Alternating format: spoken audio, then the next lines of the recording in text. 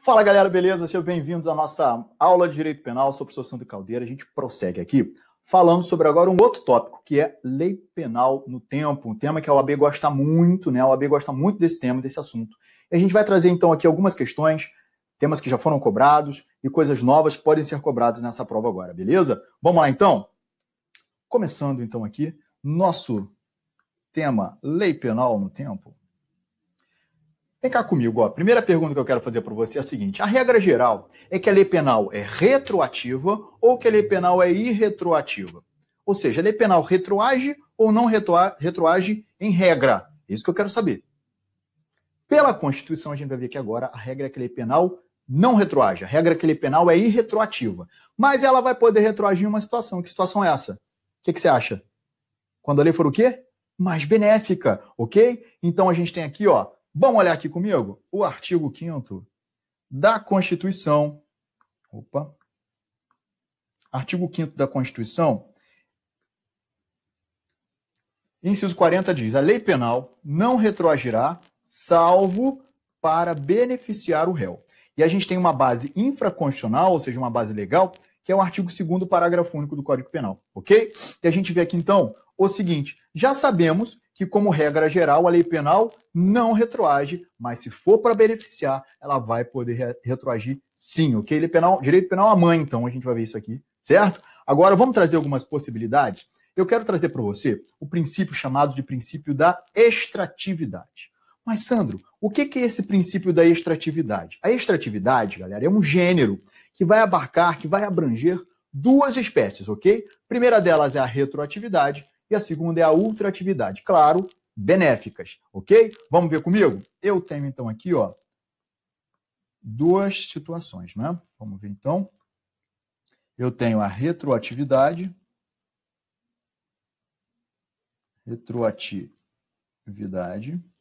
Lembrando que é benéfica, e tenho a ultratividade também benéfica. Ultratividade também benéfica, ok?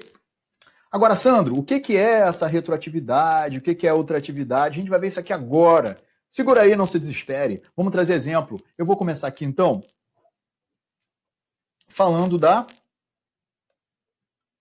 do princípio da retroatividade benéfica, ok? Vamos exemplificar isso? Vamos colocar aqui. Opa, não. Vou colocar aqui. Ó, vamos trazer, então, aqui uma linha do tempo. E aí, imagina aqui o seguinte, ó. Digamos que eu tenho uma lei X que estabelece uma pena de 3 a 5 anos pela prática de um crime. O sujeito vai lá, comete esse crime aqui, ok? Na vigência dessa lei. E aí surge, durante o processo dele, surge uma outra lei. Surge uma lei Y. E essa lei nova, ela bota o seguinte, ó, a pena agora, para esse mesmo crime, que era de 3 a 5, passa a ser de 1 a 2 anos. E aqui eu tenho o momento da sentença. Pergunto para você, qual será a pena a ser aplicada no momento dessa sentença? Primeira coisa, gente, nós temos um princípio chamado de tempus regit actum. Esse princípio diz o seguinte, olha, a lei que é aplicada é a lei da data do fato. Entretanto, atenção para isso. Quando a gente tiver leis sucessivas no tempo, ou seja, mais de uma lei disciplinando a situação no tempo, a gente tem que fazer o quê? Comparar essas leis e ver qual delas é mais benéfica. A que for mais benéfica é a que a gente vai usar. E aí, nesse exemplo, então, o que nós temos? Eu tenho, deixa eu mudar a cor aqui, eu tenho a lei da data do fato, que é a pena de 3 a 5 anos, que é quando o cara cometeu o crime. E tenho a lei Y, que é a lei nova, com pena de 1 a 2. Eu não tenho que aplicar, eu comparo as duas, já que são leis no tempo, sucessivas, né, que tratam do mesmo assunto. Qual delas é mais benéfica? É a de 1 a 2. Mas, Sandra, essa lei não era a lei que vigorava na data do fato. Eu sei disso, por isso que ela vai retroagir, ela volta no tempo, como se fosse a lei que vigorava no momento da prática do crime. Por quê? Porque ela é mais benéfica. Então, essa é a lei, é retroatividade da lei penal benéfica. Então, isso é possível, ok? Essa, então, é a situação da retroatividade. Vou mudar uma questão aqui agora, só para trazer um outro tema dentro dessa mesma situação de retroatividade, ok? Ó, digamos, vou apagar isso aqui. para trazer outro exemplo. Que nós tivemos lá aquela primeira lei, né, com aquela pena de 3 a 5. Só que aí agora a gente muda o seguinte, ó. Pena de 3 a 5 ali na lei X, o cara cometeu o crime, aí veio o processo dele, aí veio aqui sentença transitou em julgado, ok? Sentença transitou em julgado, e aí o que acontece? Ele começa a cumprir pena aqui. Está cumprindo pena.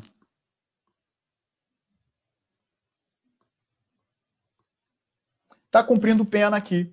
E aí, quando ele está cumprindo pena, é que vem a lei Y e diz, agora a pena para esse crime é de 1 a 2 anos. De 1 a 2 anos.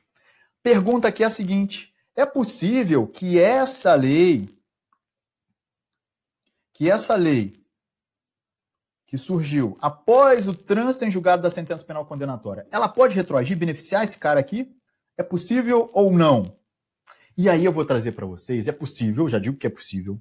Nós temos a previsão expressa no artigo 2º, parágrafo 1 do Código Penal, que fala o seguinte, ó, eu vou falar o texto e aí eu vou fazer a marcação aqui nessa linha do tempo nossa para a gente poder entender isso aqui melhor, beleza?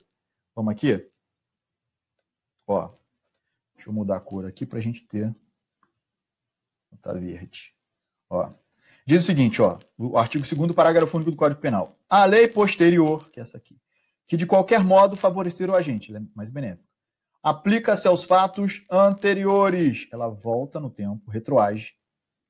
Ok? Ainda que decididos por decisão condenatória transitada em julgado. Ou seja, a lei penal, ela, benéfica, ela vai poder retroagir mesmo diante das situações acobertadas pelo manto da coisa julgada. A gente tem essa possibilidade de fazer isso, ok? Não há, então, aqui a coisa julgada que vai impedir. Mas como ele está em execução de pena, nesse exemplo, a gente está falando de execução de pena, quem é que vai aplicar essa pena? Quem vai aplicar essa lei mais benéfica? Quem vai aplicar? O juiz da BEP, ok? O juiz da execução da pena que aplica essa lei mais benéfica, porque essa lei nova surgiu durante a execução da pena, nesse exemplo que eu trouxe. Fechado? Vimos, então, aqui a questão da retroatividade. Vamos falar agora da outra, que é a ultratividade? Vamos aqui, ó. Vamos falar aqui da ultratividade benéfica. Enquanto a retroatividade vai para trás, vamos botar aqui de novo nossa linha. Enquanto a retroatividade vai para trás, a ultratividade é para frente, é para o futuro. Então vamos colocar aqui, ó. Opa, vou pegar outra cor. Lei X, estabelecendo aqui uma pena para certo crime de 2 a 4 anos. O sujeito veio, cometeu o crime aqui.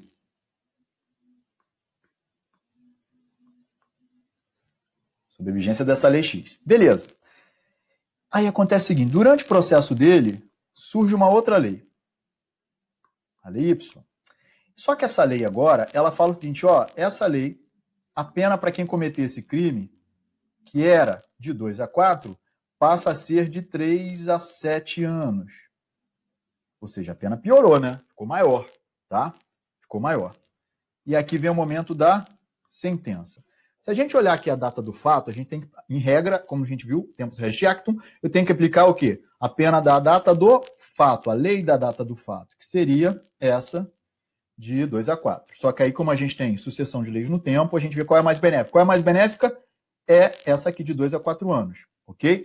Mas aí eu pergunto, Sandro, mas essa pena de 2 a 4, no momento aqui da sentença, ela já não existe mais, porque essa lei foi revogada, a X foi revogada pela Y. A que está valendo é a lei Y, na hora da sentença, eu sei. Mas a lei da data do fato não é mais benéfica do que a lei nova? Sim. Então o que eu vou fazer? Eu vou manter a aplicação dessa lei mais benéfica a todos os fatos que aconteceram durante a vigência dela, incluindo o nosso caso aqui desse cara, né? Eu vou manter a aplicação dela ainda que esse fato só tenha julgamento lá no futuro, quando essa lei mais benéfica já nem exista mais, já foi revogada, mas eu vou aplicá-la somente para os fatos que foram cometidos na vigência dela, claro.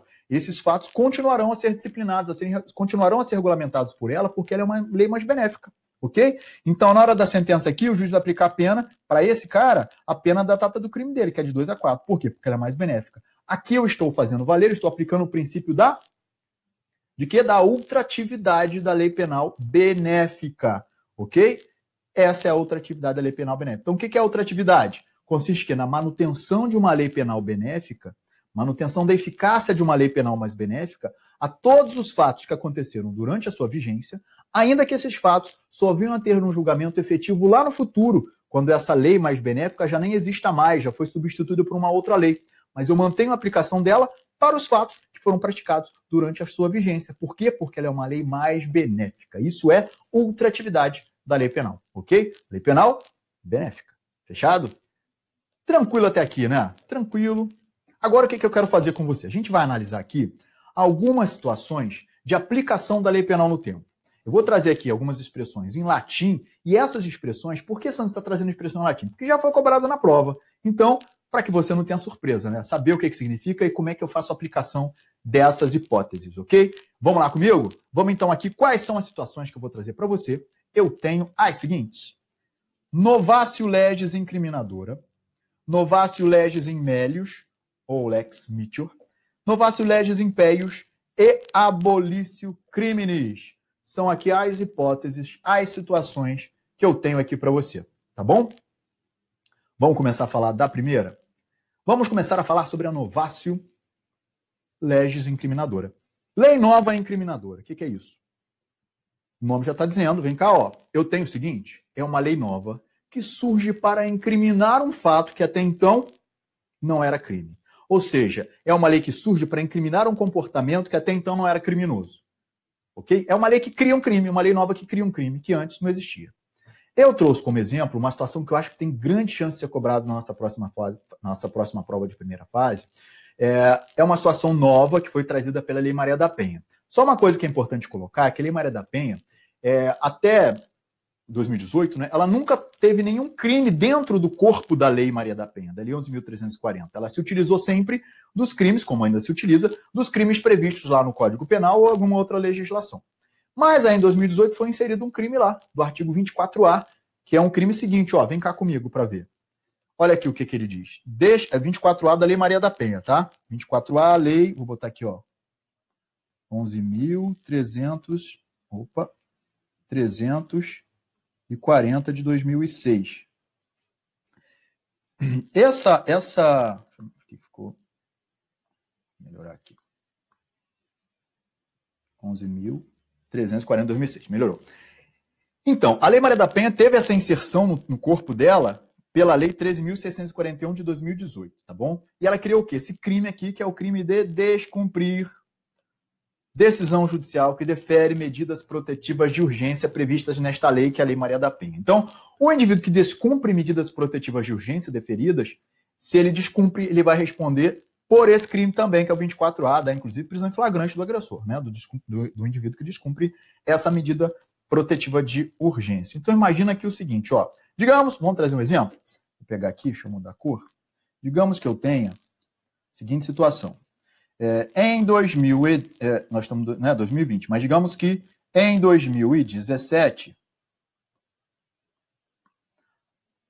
uma mulher lá tinha contra o seu ex-marido uma medida protetiva de afastamento, medida protetiva de urgência, e aí esse agressor, isso em 2017, ele acabou descumprindo a medida e, falando que amava ela, chegou perto dela,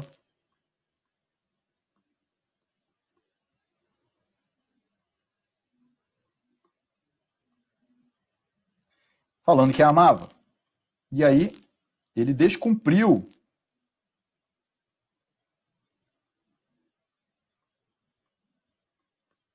a medida protetiva que estava deferida contra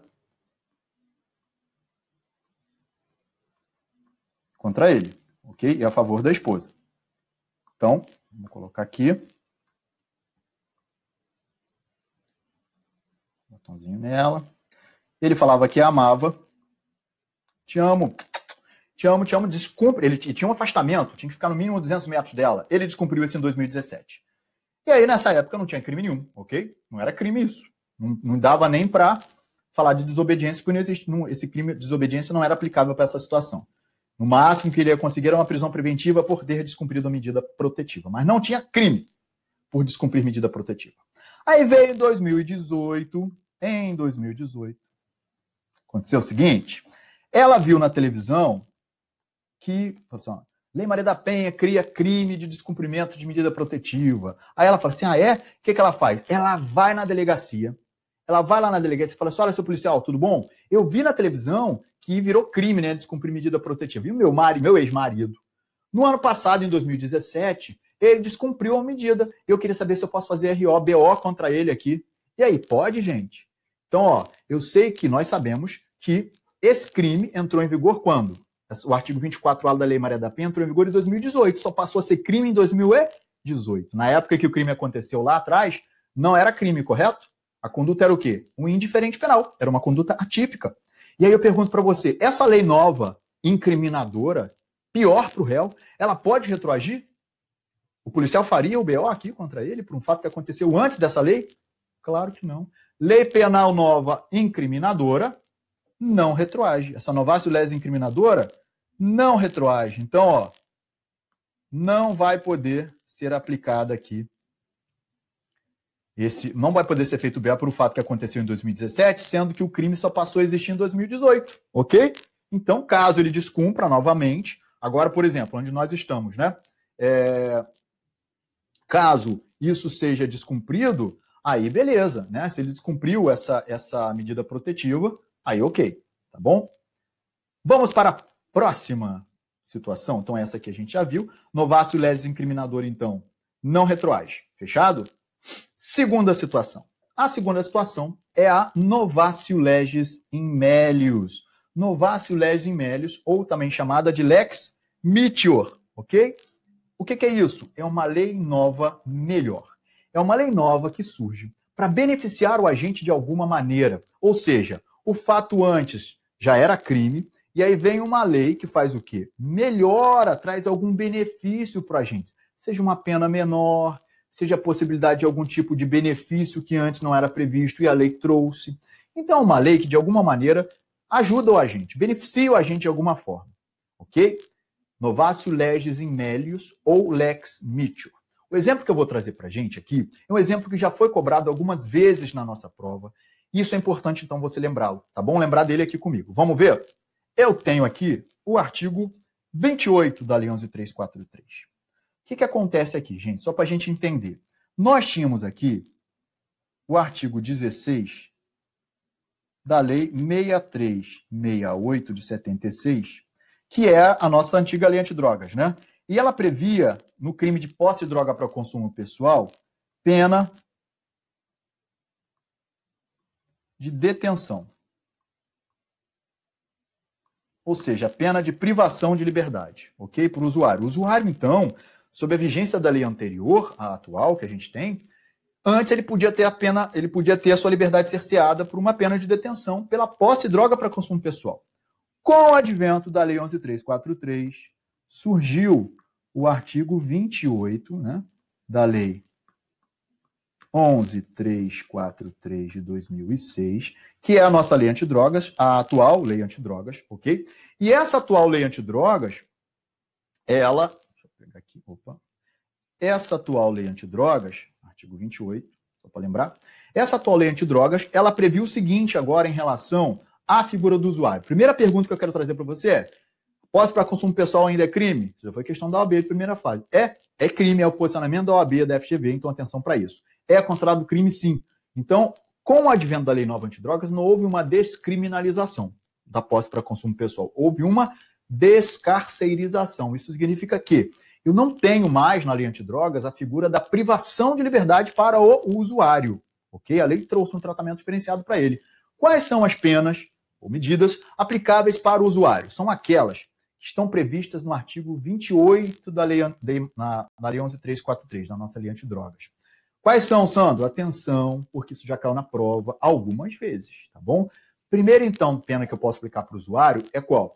É a advertência sobre os efeitos das drogas. O juiz, então, vai advertir o usuário falando, olha, a droga faz mal, a droga não é legal para você. Aí, beleza, não vai ter muita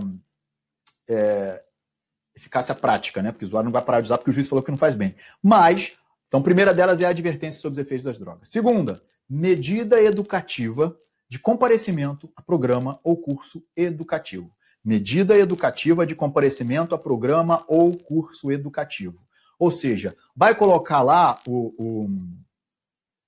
Perdão, eu tenho aqui a advertência sobre os efeitos das drogas. Segunda é prestação de serviço à comunidade, tá bom? Eu antecipei aqui. Então, primeira medida de advertência, essa advertência sobre os efeitos das drogas. Segunda, prestação de serviço à comunidade. Bota lá o usuário para trabalhar, essa medida é legal. E a última medida que a gente tem é essa agora que eu tinha falado, né? Que é a medida educativa de comparecimento a programa ou curso educativo. Então são três. Primeira, a advertência sobre os efeitos das drogas, onde o juiz vai falar para o usuário que a droga não é legal, que não faz bem. Segunda, prestação de serviços comunitários. Bota o usuário para trabalhar, já é legal, faz ele produzir alguma coisa, não fica com mente parada. E a última, nós temos aí o quê? A medida educativa de comparecimento a programa ou curso educativo. Não tem uma ordem para aplicar não, tá? O juiz pode aplicar alternativamente qualquer uma delas, cumulativamente qualquer uma delas, tá bom? Todas elas, não tem problema, tá certo? Então atenção para isso. Visto isso aqui então, nós temos isso que eu quero falar com você. Ó, antes então, nós tínhamos essa situação, aqui. Nós tínhamos a situação com uma pena de detenção e aí veio a lei nova que trouxe essas penas. Pergunto para você, a lei nova tem alguma pena para o usuário que seja privativa de liberdade? Não. Consequentemente, essa nova lei, ela é melhor ou ela é pior para o réu? Ela é melhor para o réu. É uma lei nova melhor, não é isso? Uma novatio legis in melius, uma lex mitior. Aí eu pergunto, essa lei nova melhor pode retroagir? Ela pode incidir sobre o usuário lá que praticou a posse para consumo pessoal antes da lei antidrogas? Antes dessa atual lei, da 11.343 de 2006? Pode? Claro que vai poder, ok? Pode sim. Essa lei nova pode retroagir e beneficiar o agente que cometeu o crime antes, desde que ele esteja ainda cumprindo pena, né, gente? Se ele já cumpriu pena, tá lá na casa dele, já acabou tudo, não tem. Ah, surgiu uma lei nova agora que não é mais, não vou ficar com mais privação de liberdade. Aí para ele não vai ter efeito nenhum, ele já não está com a liberdade cerceada mais mesmo, já cumpriu a pena. Agora, se ele estiver cumprindo pena, beleza. Aí essa lei nova pode retroagir e pode fazer o quê? Tira a pena de detenção, que era a pena que existia antes, pela lei 6368, e vai aplicar uma dessas, ou mais de uma dessas que a gente viu. Advertência sobre os efeitos das drogas, prestação de serviços comunitários ou medida educativa de comparecimento a programa ou curso educativo. Fechado? Tá comigo aqui? Presta atenção. Vem cá, ó. Vamos aqui. Aí eu boto aqui o seguinte, ó. Digamos... isso aqui que eu queria botar para você, ó. Digamos que esse indivíduo, quando surgiu a lei nova, ele estava cumprindo pena. Lembra que eu dei esse exemplo? Que já tinha sido proferida uma sentença penal transitada em julgado e ele estava cumprindo pena. Ele está lá atrás das grades, né? Naquela época lá cumprindo a pena de detenção. Beleza, tá lá. Ah, meu Deus, o que eu estou fazendo aqui? E aí, beleza, está lá cumprindo a pena. E aí acontece o seguinte, vem essa lei nova e fala, ó, agora não tem mais pena de privação de liberdade para o usuário. São só essas que a gente tem, né? Que eu te falei agora. E aí, essa pena... Ele está em execução de pena. Essa lei nova benéfica pode retroagir e beneficiá-lo? Beneficiar esse agente que está cumprindo pena? Claro que pode. Artigo 2º, parágrafo único do Código Penal, né? Lei posterior que de qualquer modo favorecer o agente, aplica-se aos fatos anteriores, ainda que decididos por decisão condenatória transitada em julgado. Fechado? Atenção para isso. E quem é que vai aplicar isso, pessoal? Aí a gente tem aqui, ó. Hashtag Sandro, use a força. Nós temos aqui o seguinte, competência para aplicação da Lex Mitior. De quem é a competência? De quem é a competência aqui para aplicar a Lex Mitior, a lei melhor? Em sede de execução de pena, ou seja, após o trânsito em julgado da sentença penal condenatória, a gente tem súmula sobre isso, galera, então presta atenção. Súmula 611. Ela diz o seguinte aqui, vamos ler comigo? Lê comigo aqui a súmula 611. Deixa eu mudar a cor aqui, ó. Transitada em julgado a sentença condenatória, compete ao juízo das execuções a aplicação da lei mais benigna. É o juiz, então, da execução que vai aplicar essa lei mais benéfica, ok? Ah, Sandro, precisa de entrar com algum pedido de revisão? Nada disso, gente. Ele tem que fazer o que aqui? Ele vai peticionar, o advogado peticiona lá na vara de execuções penais ao juiz, a petição mesmo, juiz, que seja aplicada a nova lei por tratar de lei mais benéfica, competindo, então, a Vossa Excelência, de acordo com a súmula 700, a aplicação aqui de acordo com a súmula 611, a aplicação da lei mais benéfica, e fala lá, dá umas firulas e pede ao juiz da VEP. Se o juiz se recusar a aplicar essa lei mais benéfica, aí é que ele entra com recurso, né, com recurso que vai ser o quê? O agravo em execução, do artigo lá 197 da LEP, da Lei de Execuções Penais. Beleza? Então, atenção para isso. Para pedir a aplicação da lei mais benéfica, não tem que entrar com ação, com recurso, com nada disso. É um simples peticionamento na vara de execuções penais, solicitando a aplicação da lei mais benéfica. Ok? Se o juiz se negar, aí sim é que a gente vai aplicar efetivamente aqui essa situação da lei do recurso, né, de agravo em execução. Fechado? Tranquilo, né? Outra situação que eu quero trazer para você é a seguinte, é a da novatio legis impeius, ou lex gravior. O que é isso, gente? O que é uma novatio legis impeius ou uma lex gravior? A novatio legis impeius, também chamada de lex gravior, é uma lei nova que surge para... O fato já era crime, atenção para isso, já era considerado criminoso. E aí surge uma lei para piorar a situação para o réu, para agravar, tornar mais, né, grave a situação do réu, tornar pior a situação do réu. Uma novatio legis impeius, ou seja, uma lei nova pior, ou lex gravior, lei nova pior. Aí eu trouxe como exemplo para a gente aqui a lei de crimes hediondos. Então, digamos aqui, vamos pegar, por exemplo, o crime de estupro. Ele já era crime, né? O estupro já era crime. E aí veio a lei de crimes hediondos e falou, olha, o estupro é crime hediondo. E aí, por ser hediondo, ele passou a ter uma série de limitações, uma série de restrições. Então, por exemplo, a pena na época lá era regime integralmente fechado, não admitia na época a liberdade provisória, quando a lei entrou em vigor. Hoje mudou, né? Mas nós tínhamos aqui uma série de restrições, ainda temos hoje, não tantas, né? Mas ainda temos muitas restrições para quem comete crime hediondo. É um cumprimento mais rigoroso de pena, certo? E aí a questão justamente é essa. Nessa situação, como é uma lei mais grave, a pergunta aqui é, vamos botar aqui, ó, essa lei mais grave, essa novatio legis impeius, né, ou lex gravior, ela vai retroagir? Então, digamos aí que o indivíduo cometeu um estupro em, ó, a lei aqui, 8.790, ele cometeu um estupro em 1989, ok? E aí, em 90, surgiu a lei de crimes hediondos. E ele vem ser processado aqui, em 91. Descobriram quando ele praticou o crime, descobriram em 1991, tá bom? E aí, vai ser o crime de estupro dele praticado em 89, e cuja denúncia foi oferecida em 91, vai receber a incidência da lei de crimes hediondos, da lei 8.072 de 90? Claro que não, né, gente? Claro que não. Por quê? Porque na época, primeiro, que essa lei nova é uma lei mais grave. Lei mais grave não retroage, ela é irretroativa. Não vai retroagir, ok? Então, ele vai responder pelo estupro, mas sem receber essa incidência da lei de crimes hediondos. Não vai incidir aqui a lei 8.072, ok? Atenção para isso, certo? Não entra aqui a lei de crimes hediondos. Fechado? Tranquilo, certo? Então, atenção para essa questão, que é uma questão muito importante aqui para a gente. Então, recapitulando, nós já sabemos que a lei penal mais gravosa, ela não retroage, ok? De acordo com a Constituição e o próprio Código Penal, ela não tem eficácia retroativa, ok? Visto isso, então, nós temos aqui agora a questão da abolitio criminis. A abolitio criminis, a gente vai falar sobre ela, o que se entende por abolitio criminis e como é que funciona. No nosso próximo bloco, a gente continua falando sobre mais a questão da lei penal no tempo. A gente volta já já, não sai daí. Foco na missão, hein? A gente já volta.